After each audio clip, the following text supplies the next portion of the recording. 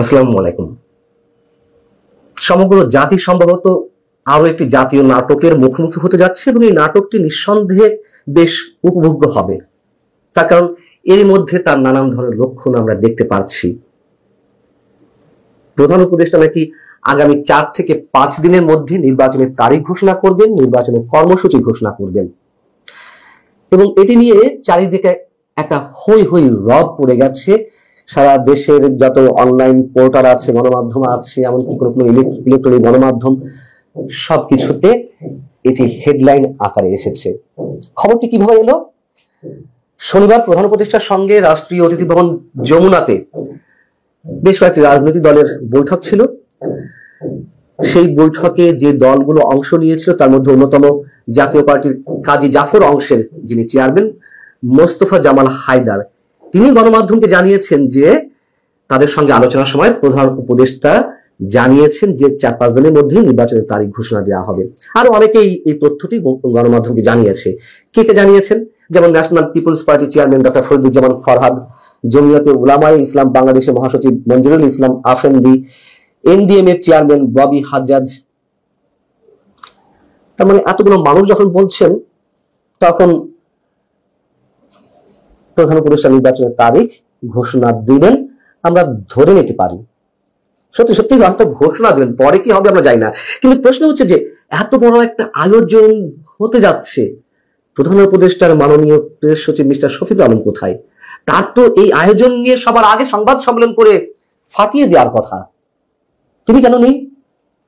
আচ্ছা, ধরে নিলাম যে না, এই বিষয়ে সংবাদ সম্মেলন করলেন না কোনো কারণে, প্রধান উপদেষ্টা নিজের মুখ থেকে জানাবে এবং রাজনৈতিক দলগুলো কোনো একভাবে প্রধান উপদেষ্টা রেফারেন্স দিয়ে তারা এটা লিক করে দিয়েছে। কিন্তু আসলে কি তিনি নির্বাচনের কোনো আয়োজন করতে যাচ্ছেন নাকি শুধুই ঘোষণা দিবেন? দেখুন, আমার ধারণা, আমি আগেই বলেছি যে ধরে নিতে পারি যে তিনি নির্বাচনের তারিখ ঘোষণা দিবেন, এটি শুধুই বিশেষ কোনো উদ্দেশ্য। এখন কি উদ্দেশ্য থাকতে পারে? যেহেতু রাজনৈতিক দল থেকে শুরু করে বিভিন্ন মহল, সারা দেশের মানুষ নির্বাচনের সময়সীমা থেকে শুরু করে আইন শৃঙ্খলা পরিস্থিতি সহ নানান বিষয়ে এখন ফুঁসে উঠতে শুরু করেছে, সেই ক্ষুব্ধ জনতাকে ঠান্ডা রাখতে, আস্থায় নিতে তিনি নির্বাচনের একটা যেন তেন তারিখ ঘোষণা করতে পারেন, সবাইকে ঠান্ডা রাখতে। এর আগেও রাজনৈতিক দলগুলোকে ঠান্ডা রাখতে বিশেষ বিশেষ নাটক তিনি করেছেন। সবচেয়ে বড় কথা, আগামী 5 আগস্ট আওয়ামী সরকার পতনের বর্ষপূর্তি, মানে অভ্যুত্থানের বর্ষপূর্তি, এবং সেই 5 আগস্টকে কেন্দ্র করে আমরা নানান ধরনের গুঞ্জন শুনতে পাচ্ছি, বাতাসে নানান ধরনের খবর ছড়িয়ে বেড়াচ্ছে যে 5 আগস্টের আগেই সম্ভবত অনেক কিছু ঘটে যেতে পারে। কি ঘটে যেতে পারে আমরা জানি না, তবে গুঞ্জন তো রয়েছেই। সেটি হতে পারে আওয়ামী লীগের পক্ষ থেকে বিশেষ কিছু, হতে পারে আন্তর্জাতিক পর্যায় থেকে কোনো গেম, এমন কিছু হলো গণেশ উল্টে গেল, হতে পারে রাজনৈতিক দলগুলো এই কয়েকদিনের মধ্যেই আরো বেশি ফুসে উঠছে, আবার নাও হতে পারে। তবে এই দিনটিকে কেন্দ্র করে সরকার যে প্রচন্ড রকম একটি ভয়, চাপ, আতঙ্কের মধ্যে আছে, না জানে কি হয়, না জানে কি হয়, সেই জায়গা থেকে তড়িঘড়ি করে নির্বাচনের একটি তারিখ প্রধান উপদেষ্টা ঘোষণা দিতেই পারেন। এই কারণে দিতে পারেন, আরেকটু সহজ করে বলি, প্রধান উপদেষ্টা যেহেতু বিমান দুর্ঘটনাকে কেন্দ্র করে তড়িঘড়ি করে জরুরি বৈঠকে বসেছে এবং নিজের বিপদ আজ করতে পেরে তিনি সবসময় তড়িঘড়ি করে রাজনৈতিক দলগুলোকে বৈঠকে ডাকেন, অন্য সময় বা সারা বছর বৃদ্ধাঙ্গুলি প্রদর্শন করেন, যেহেতু একটা আঁচ, অন্যরকম একটা আঁচ তিনি উপলব্ধি করছেন, সেখান থেকে বলার চেষ্টা করা বা বোঝানোর চেষ্টা করা যে আমি তো তোমাদের দাবি সব মেনে নিচ্ছি, নির্বাচনের তারিখটি ঘোষণা করছি, অতএব যে কোনো ষড়যন্ত্র আসতে পারে, অতীত স্বৈরাচার বিভিন্ন খেলা খেলতে পারে, এগুলো প্রতিরোধের জন্য আমার সাথে ঐক্যবদ্ধ হও, আমি তো নির্বাচনের ঘোষণাটা দিয়েই দিচ্ছি। এর আগে তো আমরা তার পদত্যাগের নাটক থেকে শুরু করে অনেক ধরনের নাটক দেখেছি, বিদেশ যাত্রা, তার কারিশমা, ইত্যাদি ইত্যাদি অনেক কিছু। এবং সংস্কার কর্মসূচির নামে ঐকমত্য কমিশনের যে মাসের পর মাস আমরা নাটক দেখছি এবং এখনো চলছে, সেই জায়গা থেকে তো কোনো কোনো রাজনৈতিক দল বসে উঠেছে যে দিনের পর দিন এই বৈঠকের কারণ কি হতে পারে। সিপিবি জানিয়ে দিয়েছে যে এরকম অহেতুক অনর্থক দিনের পর দিন যদি বৈঠক হতে পারে, পরবর্তীতে সিপিবি সহ আরো বেশ কয়েকটি দল ঐকমত্য কমিশনের বৈঠকে তারা উপস্থিত থাকবে কিনা তা তাদেরকে নতুন করে ভাবতে হবে। এখন ধরে নিলাম যে তিনি সত্যি সত্যি নির্বাচনের তারিখ ঘোষণা দিলেন। আচ্ছা, সত্যি সত্যি যদি দিয়ে থাকেন, তারপরেও কি আমাদের সত্যি সত্যি ধরে নেওয়ার কোনো কারণ আছে যে অধ্যাপক ডক্টর মোহাম্মদ ইউনূসের অধীনে কোনো নির্বাচন সুষ্ঠু, অবাধ, নিরপেক্ষ হবে কিনা? কোনো কারণ নেই।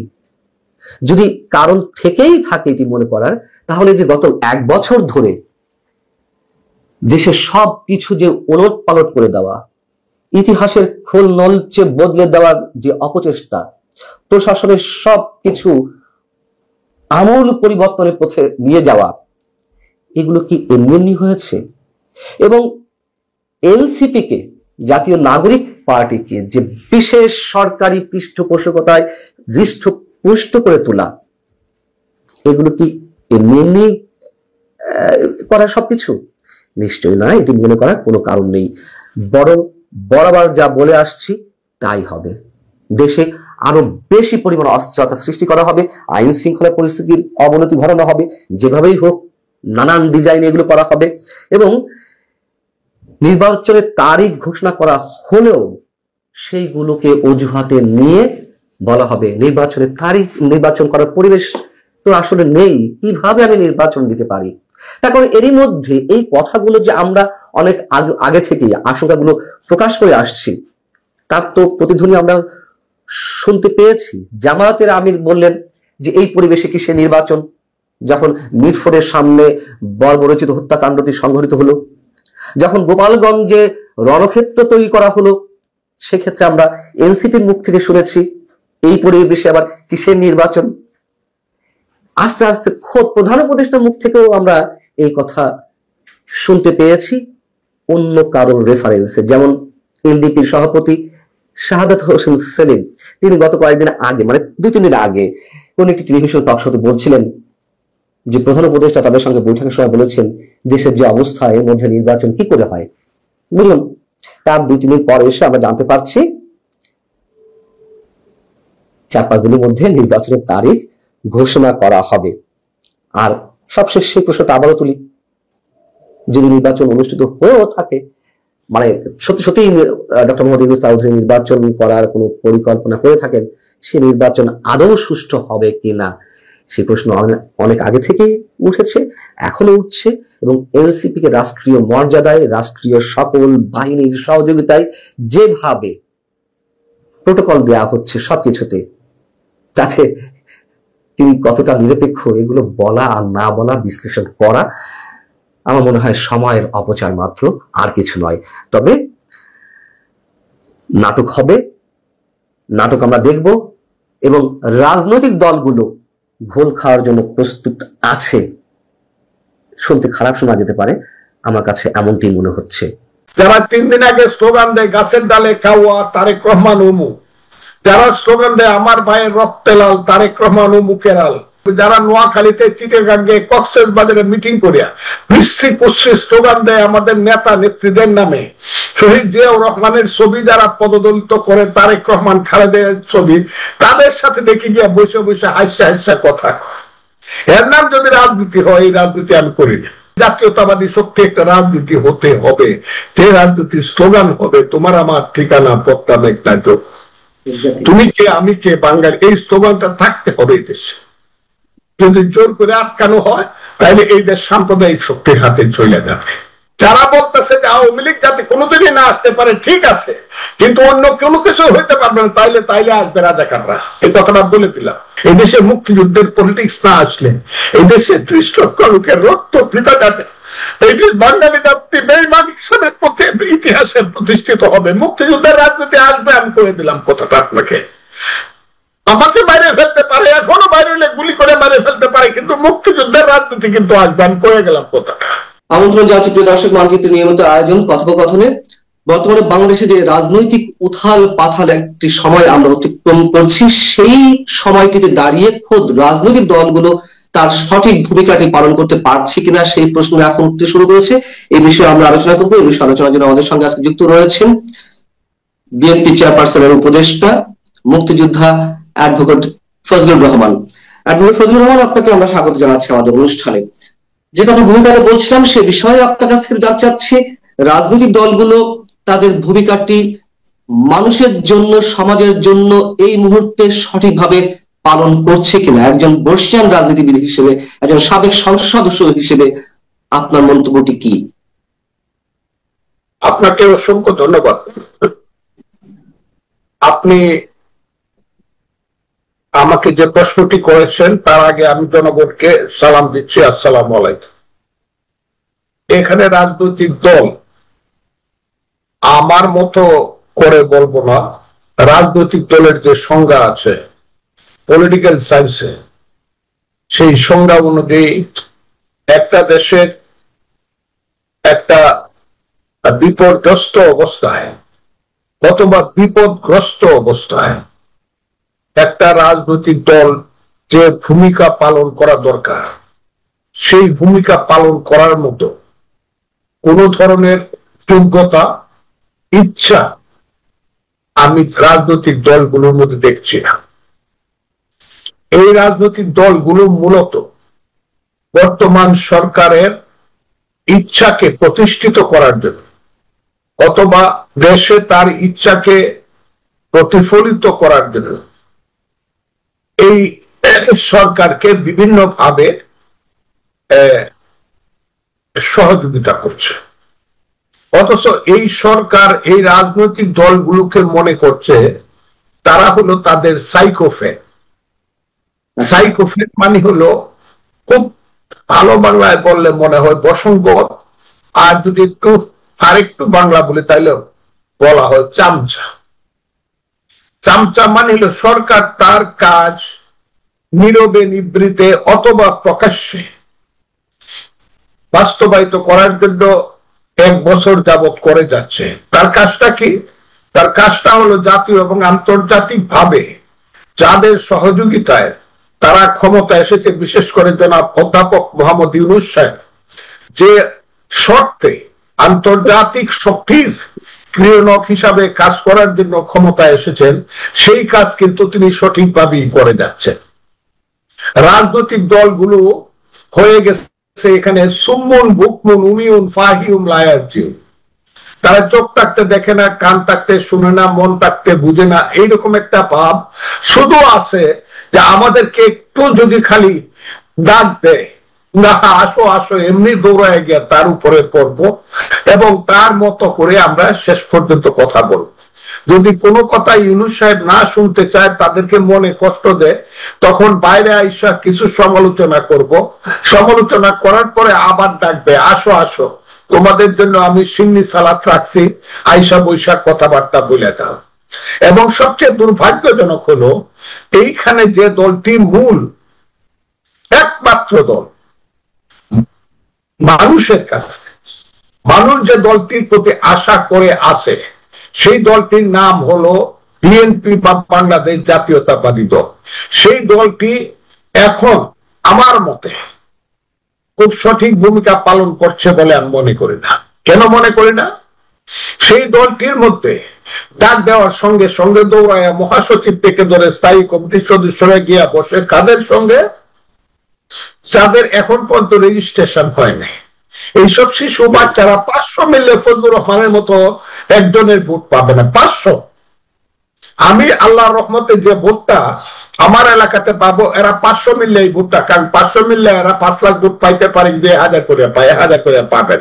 এরা মেম্বারের ভোট এদের সাথে গিয়া বসে একবার বলতে পারে না আমার দলটা যে ঠিক আছে আপনি যদি কথা বলেন আমরা যাব, কিন্তু আপনি আমাদের সঙ্গে এককভাবে কথা বলবেন। আমরা এই বাসুর পাশে রাখা এবং আমার বাসুরদের মাথার উপরে রাখা যারা কথায় কথায় আমাদের কথার প্রতিবাদ করবে এবং বেয়াদবি বেতবিধি করবে, তাদের সঙ্গে আমরা বসবো।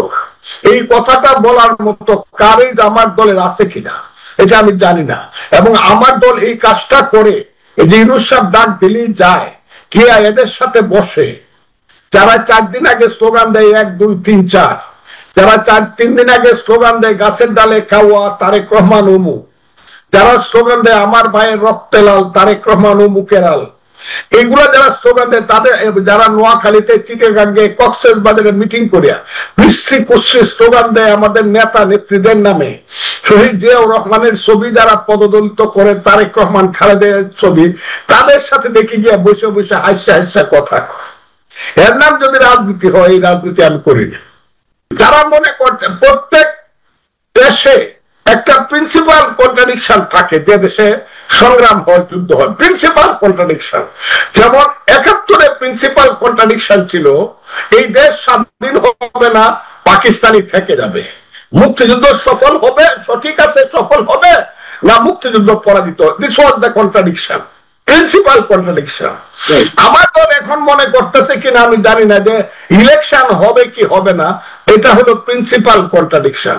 এটা যদি আমার দল মনে করে আমার কোনো আপত্তি নাই, কিন্তু আমি মনে করি, এটা আমাকে কনভিন্স করতে, আমি মনে করি প্রিন্সিপাল কন্ট্রাডিকশন হইলো এই দেশে যে 71 সনে মুক্তিযুদ্ধ হয়েছিল সেটা সঠিক ছিল কি বেঠিক ছিল, এই ফাইটটা জামাত করতে চায়, এবং তারা ওই যে জঙ্গিবাদীরা হিজবুত তাহরিরা করতে চায়, এবং এই কারণেই তারা 5ই আগস্ট ঘটাইছে। যদি তারা গণতন্ত্রের জন্য 5ই আগস্ট ঘটাইতো ভোটের জন্য, তাহলে 3 মাসের মধ্যে তারা ইলেকশন দিয়ে দিত। বছর যাবৎ ক্ষমতা থাইকেও যখন বলে আমরা কি ইলেকশন করার জন্য ক্ষমতায় আসছি, আমরা তো এই দেশকে পরিবর্তন করার, কোন পরিবর্তন, আমরা দেশকে আফগানিস্তান করতে, তারা ক্লিয়ার স্লোগান দেয়। কাজে তাদেরকে জিজ্ঞাসা করতে হবে তোমরা কি প্রধান কন্ট্রাডিকশন কি 71 নিয়ে, নাকি প্রধান কন্ট্রাডিকশন ইলেকশন নিয়ে? কাজে আমি মনে করি না যে এই জিনিসটা খুব সুষ্ঠুভাবে সমাধান হবে, কারণ ইউনূস সাহেব ওই যে শিয়ালের পিঠা ভাগ করার মতো ভাগ করে দিতেছে রাজনৈতিক দলগুলোকে। নিজে একটু বেশি কামড় দেয়, উজনতে হয়েছে না, তারপর না আরেকটু কামড় দেন, তাহলে বলে উজনতে হয়েছে না। কিন্তু কেন তারা ডক্টর মোহাম্মদ ইউনূসের এই ইচ্ছার প্রতিফলন ঘটাচ্ছে? আমি আপনাকে বলি, ঘটাচ্ছে এই কারণে তারা মনে করতেছে যে ইউনূস সাহেবকে কোনোভাবে কনভিন্স করে সরকারের পক্ষে থেকে, যেহেতু ইউনূস সাহেব 15 ঘন্টা বিমানে উড়ে গিয়ে আমাদের নেতা জনাব তারেক রহমানের সাথে একটা কন্ডিশন করছে, ফেব্রুয়ারির প্রথম সপ্তাহে 26 সনে ভোট দেবে, এই বিশ্বাসটা বিএনপি এখনো রক্ষা করতে চাচ্ছে, এবং এই বিশ্বাসের মধ্যে বিএনপি আছে। কিন্তু এই বিশ্বাসের মধ্যে থেকে যদি দেখা যায়, কালকেও একজন বলছে, তাদের মন্ত্রিসভার খুব সিনিয়র মিনিস্টার বলছে চট্টগ্রাম বিমানবন্দর বিদেশিদের কাছে দিয়ে দেওয়া উচিত। এই কথাটা যদি প্রতিবাদ করতে না পারে, যদি বিএনপিও মনে করে ইয়েস চট্টগ্রাম বিমানবন্দর বিদেশিদের কাছে দিয়ে দেওয়া উচিত, তাহলে তো সে তো কর্মীদেরকে বা নেতাদেরকে বা দলকে কনভিন্স করতে হবে, নাকি একা একা বললেই হবে ইয়েস আমরা একমত, ঠিক আছে সেটাই বলুন যে আমরাই একমত চট্টগ্রাম বিমানবন্দর বিদেশিদের হাতে চলে যাক, তাহলে তো আর প্রতিবাদ করা দরকার, দল তো প্রতিবাদ করা উচিত বলে আমি মনে করি। এগুলো তো বেসিক পলিটিক্স, এগুলো তো politics of existence of my country, আমার দেশের অস্তিত্বের প্রশ্ন এখানে। তারা কেন জিজ্ঞাসা করবে না সেন্ট মার্টিন দ্বীপকে আমার দেশের ভিতরে আছে না বাহিরে চলে গেছে? এই ফাইট গুলো করবে না, খালি ইলেকশন ইলেকশন ইলেকশন, এটাই কি হবে? আর ইলেকশন তো তারা দিবে না। আমি বললাম they will not furnish election in this country under the leadership of Mr. অধ্যাপক মোহাম্মদ ইউনূস। হবে না এই দেশে, আমি 61 বছরের আমার অভিজ্ঞতা দিয়া কইতাছি, এই দেশে ইলেকশন ইউনূস সাহেবের অধীনে হবে না। যে 71 সনের যুদ্ধ বিরোধীরা এই দেশটাকে সমস্ত কিছু বিনা নির্বাচনে গ্রাস করে ফেলবে, এবং বিএনপি মনে করতেছে এতেই বুঝে একটা ইলেকশন হইলে আমাদের খুব লাভ হয়ে যাবে। যে জিনিসটা আমাদের মতন সাধারণ মানুষেরাও বুঝতে পারছে যে ডক্টর মোহাম্মদ ইউনূস সাহেব কোন অবস্থাতে নির্বাচন দিবে না, তার অধীনে কোনো নির্বাচনও হবে না।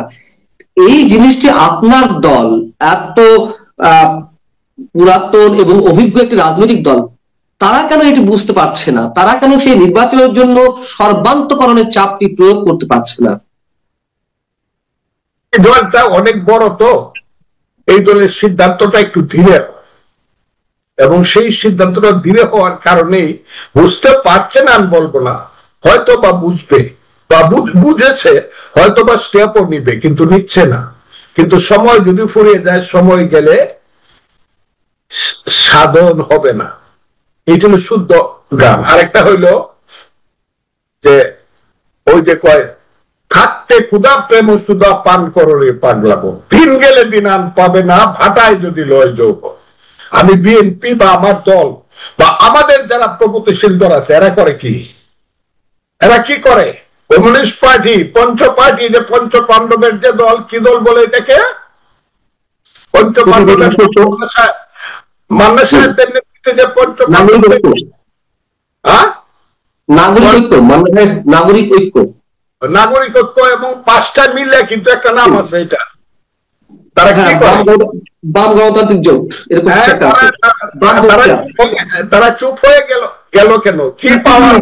সিপিবি কিন্তু তারা ওয়াক আউট করেছে যে গণতান্ত্রিক ঐক্যমত্য কমিশনের বৈঠক চলছে, ঐক্যমত্য কমিশনের বৈঠক থেকে বেশ কয়েকবার ওয়াক আউট করেছে। তারা স্পষ্টভাবে জানিয়ে দিয়েছেন, সিপিবি রুহুল হোসেন প্রিন্স উনি সংবাদ সম্মেলন করে জানিয়ে দিয়েছেন যে এইভাবে যদি হুটহাট করে ডাকা হয়, কোনো ধরনের আউটপুট না আসে মিটিং গুলোতে, তাহলে সিপিবি আর ঐক্যমত্য কমিশনের বৈঠকে আসবে কিনা ভেবে দেখবে, 5 বার ভাববে। তারা কিন্তু অন্তত এই কথাটা স্পষ্ট জানিয়ে দিয়েছে ঐক্যমত্য কমিশনের বৈঠকে। বলেছে সিপিবির সাধারণ সম্পাদক। কিন্তু যাদেরকে আমরা যাদের কাছ থেকে কথা শুনতে চাইতাম প্রিন্সের চেয়ে অনেক বেশি গুরুত্বপূর্ণ এবং নেতা, তারা কেন চুপ করে থাকে? কিসের আশায়, কিসের পাওয়ার আশায়? কি পাওয়ার আশায়? মিষ্টি মিষ্টি করে কথা বলে, ঘুরায় পেশায় একটা কথাই বলে ইউনূস সাহেবই ভালো। এই কথা বললে তো হবে না। মিষ্টি মিষ্টি কথা বলে।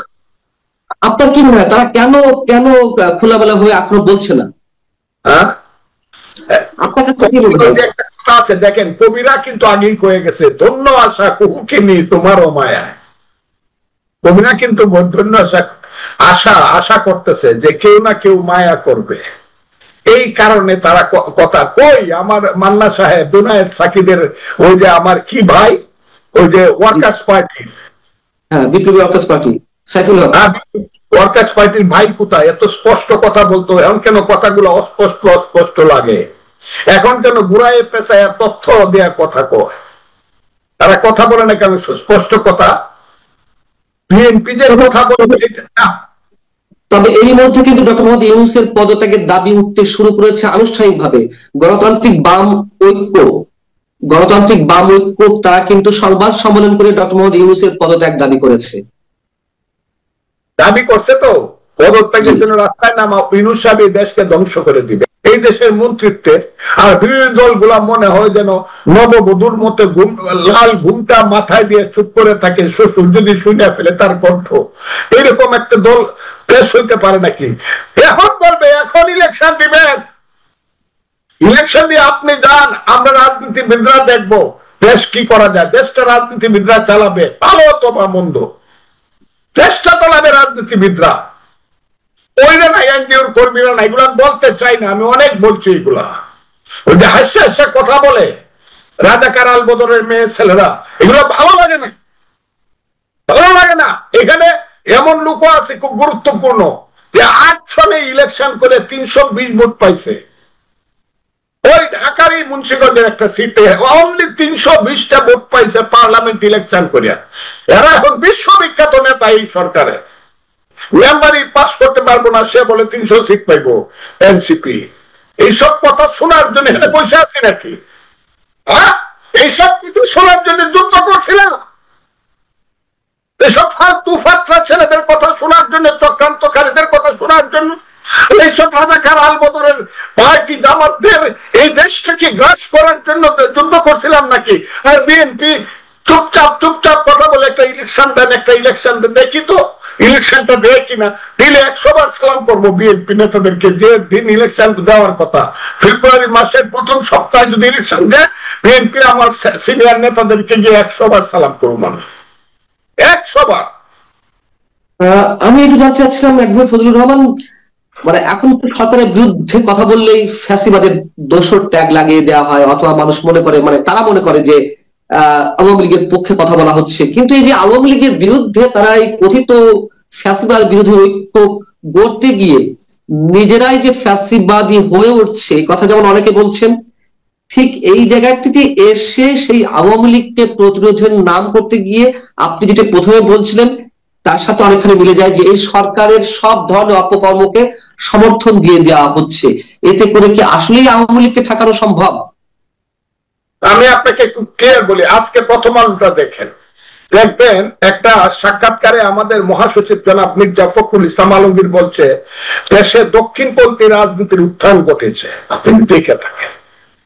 আমি যদি জনাব ফখরুল ইসলাম আলমগীরকে জিজ্ঞাসা করি, আপনি তো এক সময় বামপন্থী রাজনীতি করতেন, আমার দলের নেতা, আমার নেতা, বয়সে আমার চেয়ে উনি 1 বছরের পর, অনলি 1 বছরের পর, উনি 63 সনে এসএসসি করতেন, আমি 64 সনে করছি। সেই ফখরুল ইসলাম আলমগীর সাহেব আমার নেতাকে আমি জিজ্ঞাসা, দক্ষিণপন্থী রাজনীতির উত্থান ঘটলো কেন? এখান থেকে ফিরত আসার পথ কি বিএনপি সরকারে গেলে হবে? না, এইখানে মধ্যে একটা ঘর তুলতে হবে, মধ্যপন্থী রেডিক্যাল একটা ঘর তুলতে হবে যদি দেশ বাঁচাইতে হয়, নাহলে দেশ বাঁচবে না, এই দেশ হয়ে যাবে আফগানিস্তান। এই দেশ সাম্প্রদায়িক, এইখানে আওয়ামী লীগ আসবে না। হাসিনাদের পলিটিক্স এই দেশে, আমি বলছি 10 বছরের মধ্যে আওয়ামী লীগের লেখতে 10 বছর লাগবে। ওই সব চোর চোরটা সালমান রহমানদের যে রাজনীতি, হাইব্রিডদের চলবে না, কিন্তু জাতীয়তাবাদী রাজনীতি। কোন জাতীয়তাবাদী রাজনীতি? এখানে বাংলাদেশি জাতীয়তাবাদের পক্ষে আছে বিএনপি, ইসলামী রাজনীতির পক্ষে আছে জামাত সহ দলগুলো, কমিউনিস্ট বামের পক্ষে আছে কমিউনিস্ট পার্টির দলগুলো বা বাসদ সহ এরা। এখানে বাঙালি জাতীয়তাবাদের একটা পার্টি লাগবে না? যদি না হয় তাহলে তো দক্ষিণপন্থী উত্থান হবে। এবং এখানে বাঙালি জাতীয়তাবাদী রাজনীতির একটা ঘর এখানে হইতে হবে, নট হাসিনা, নট আওয়ামী লীগ। এটা যারা বলে আমি তারা হলে এদের জামাত নিয়ে, এদের সাম্প্রদায়িক শক্তি নিয়ে যাবে। ওই যে ওইটাকে সবাই মিলে ওইটা বাদ দাও, ওইটা বাদ দাও। বাঙালি জাতীয়তাবাদী শক্তি একটা রাজনীতি হতে হবে, যে রাজনীতির স্লোগান হবে তোমার আমার ঠিকানা পত্তা মেঘনা যোগ, তুমি কে আমি কে বাঙালি। এই স্লোগানটা থাকতে হবে দেশে। যদি জোর করে আটকানো হয় তাহলে এই দেশ সাম্প্রদায়িক শক্তির হাতে চলে যাবে। এটা বিএনপি যদি মনে করে আমরা থাকলে থাকবো, না হলে জাগা রাজাকাররা, তাইলে আমার কোনো কথা নাই।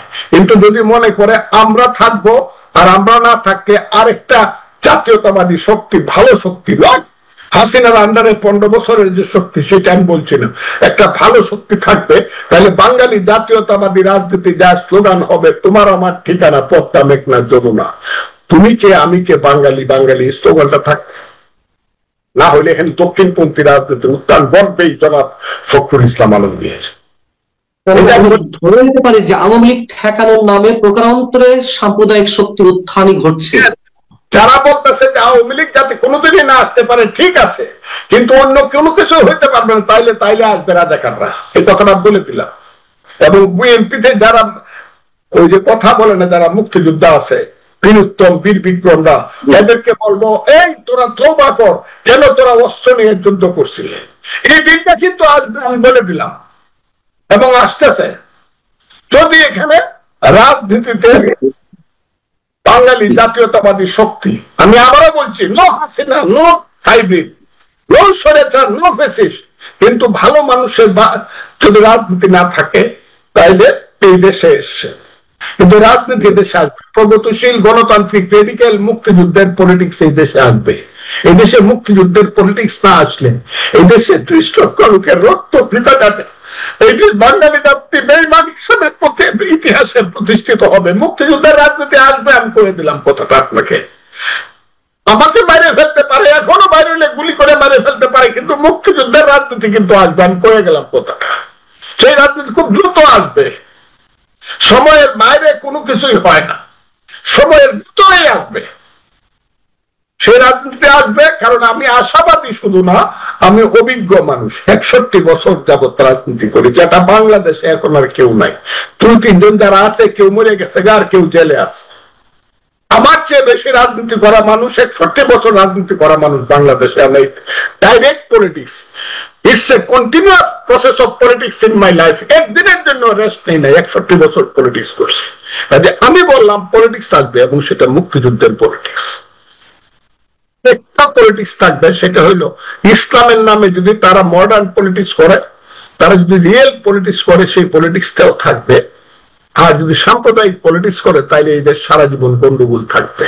আর যারা নদীর উত্তর পারে গেলে কয় মুক্তিযুদ্ধ, আর দক্ষিণ পারে গেলে কয় ইসলাম, এদের পলিটিক্স থাকবে না। অ্যাডভোকেট ফজলুর রহমানের চোখের পানির কাছে আমাদের নিশ্চয় আর কিছু বলার থাকে না। তার চোখের পানিতেই আমরা সব কথা বুঝিয়ে নেওয়ার চেষ্টা করব, এটুকুই আমাদের আহ্বান।